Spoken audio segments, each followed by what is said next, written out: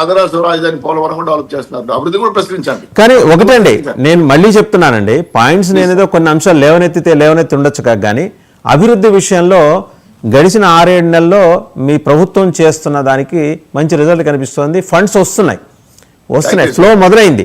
దాన్ని నిర్బంధంగా అంగీకరించాలి, దాంట్లో ఎలాంటి డిస్ప్యూట్ లేదు. అదే సందర్భంలో లోపం ఉంటే ఎత్తి చూపిస్తాం.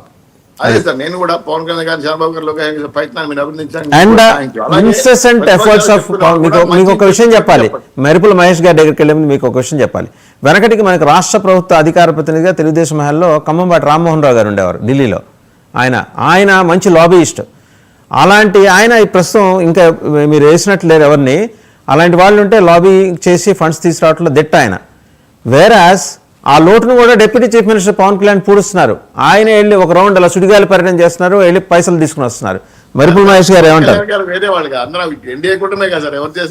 మరి అదే అంటే మీరు అనుభవం ఏమి ఉన్న నాయకుడని మీ పార్టీ నాయకులు ఆయన్ని తెరసాటు నుంచి నిందలేస్తుంటారు, విమర్శలు చేస్తుంటారు. తన అనుభవం ఏమి కాదు, హోంవర్క్ చేసుకుని వెళ్తున్నాడు ఢిల్లీ, వెళ్ళి పైసలు తీసుకొని వస్తున్నాడు.